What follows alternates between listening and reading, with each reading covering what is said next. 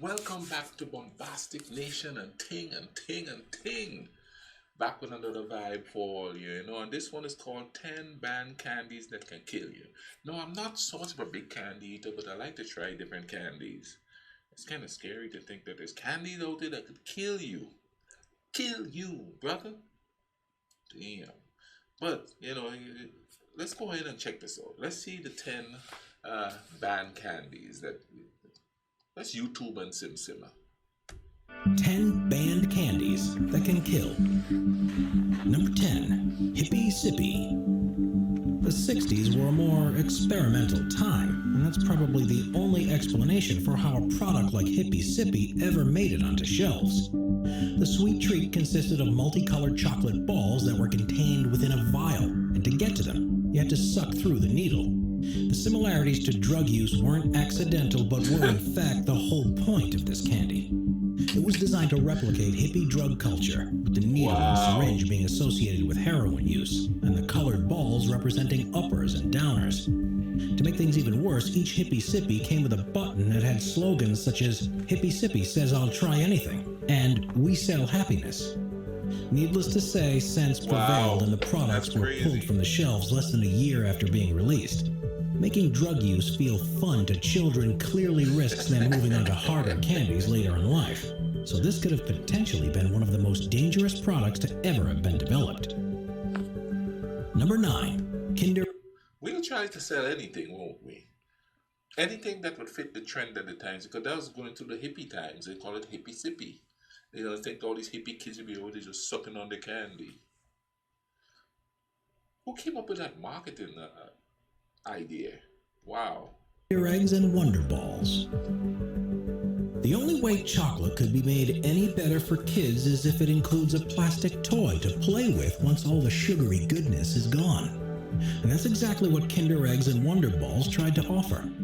The Kinder version is available around the world, and each one contains a plastic egg that contains a collectible toy to assemble. But for a long time, they've been banned in the US.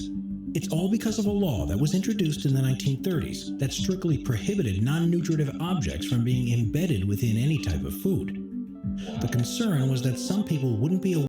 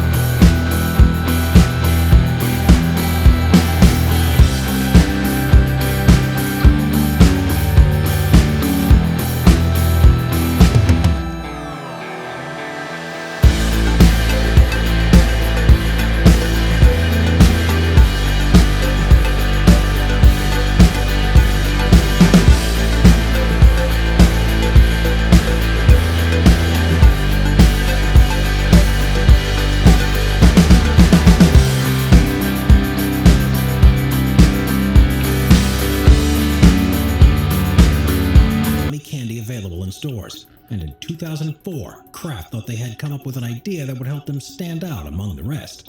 Roadkill-themed gummy candies. Each one was in the shape of chickens, squirrels, and snakes with tire tracks on them.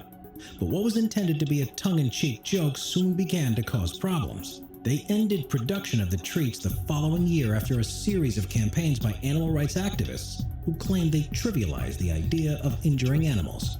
Through fears that the product sent a message to children that it was okay to harm animals, Kraft was forced to relent and rethink their strategy. Number 6. Lucas Mexican Candy. Candy from South America is one of the most in-demand products around the world, but a company called Lucas began targeting their products at children, and it was controversial from the beginning. Known as Lucas Mexican Candy, the powdered candy was sold in a shaker container that children would use to shake it into their mouths. Others were seen shaking the powder onto a table, arranging it into a line, and then sniffing it, which immediately worried people about the similarity with drug use. Lucas claimed that this was the result of using the product wrong and that it was designed to be lightly sprinkled on fruit to make it taste better. But they should have known that kids would find a less healthy way of consuming it. The company's undoing in the end wasn't because they were teaching children how to partake in adult candy, though, but because of what their products contained. Tests showed that it had more than twice the allowed levels of lead and was so immediately banned by regulators. It's colorful. Number 5. Haribo Sugar-Free Gummy Bears. Haribo is one of the world's most popular candy brands, but despite making plenty of products that kids and grown-ups love, they haven't always gotten things right. In 2014, their sugar-free gummy bears gained attention because of some rather unfortunate side effects that were experienced by people who ate them in large quantities. The reason for this was the replacement of the sugar used in normal recipes with lycocin, a substance that's almost as sweet as sugar, but contains half the calories.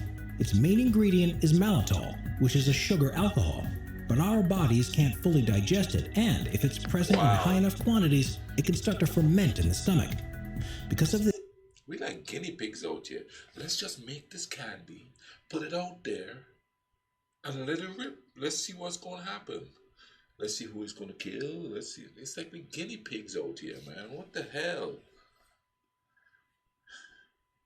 All this new food and stuff. I wonder who they tried it on before they put it out there to see if it harms people. How do they know? It's just weird to think that, used to be we used to trust the farmer to do the right thing and have the natural vibe going on there. But now we got to trust these companies that create these things chemically. You know what I mean? And the thing is to get us addicted to this stuff. You're addicted to sweet and you're addicted to this so that we could keep buying it. The Amazon reviews were rather detailed. I'm no vegan vegetarian, I'm just saying. With some calling it napalm and saying that it caused intestinal distress, and reminiscent of trumpets calling demons back to hell. Number 4. Exploding gum. Wow. Candy companies are always coming up with new varieties of tried and tested favorites, but there is such a thing as going too far.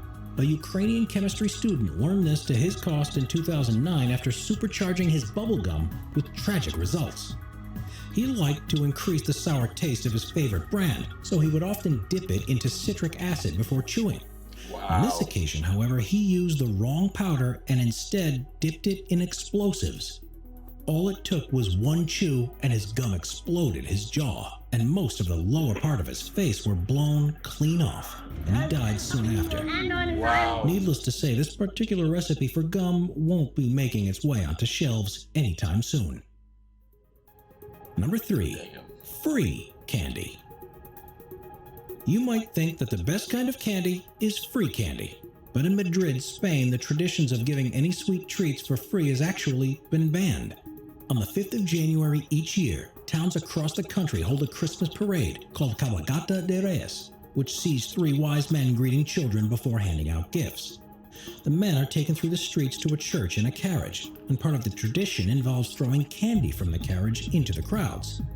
It has, however, led to a number of injuries as children scrambled to collect what they can, and in 2013 a 6-year-old boy in Malaga was killed when he went into the street to collect some candy and was hit by the carriage.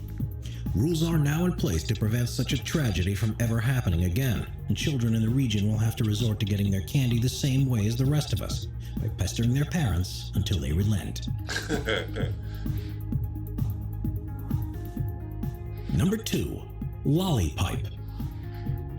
Even though lollipipes were never intended to be sold to children, their availability in a wide range of flavors meant that it was inevitable that kids would get their hands on them, and this posed a real problem.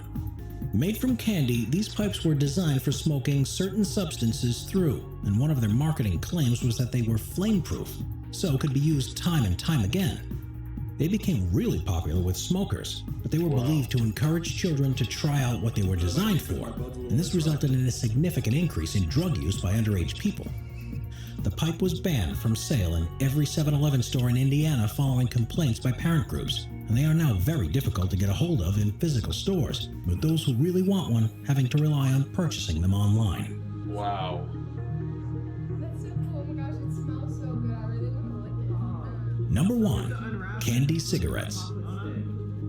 Candy cigarettes first began to be sold in the late 1800s and were made from sugar, gum, or chocolate that was wrapped in paper in a pack that resembled a box of cigarettes. Some varieties even included powdered sugar that you could blow through the candy stick to simulate smoke. Yeah. They began to be seen as a way to desensitize children to the idea of smoking, however. And for a time, cigarette manufacturers even helped with the production of the candy and allowed their branding to be used on packets. As medical organizations began to become more aware of the dangers of smoking, these collaborations became less common, and the products have now been banned in virtually every country around the world, apart from the US and Canada. Studies have shown that a surprising percentage of smokers had candy cigarettes when they were younger compared to people who don't smoke, so the link between the two has been proved to be significant. What seems like an innocent children's treat is probably responsible for the most deaths of any candy ever, and it's no surprise that very few places now allow them to be sold. Subscribe to Top 5 for more and check out some of our other popular videos. That's craziness, man. So they weren't just looking at physical ramifications of candy. They were also looking at psychological ramifications of candy. If you have a candy cigarette, when you grow old, you're going to want to smoke cigarettes because that's what you were used to.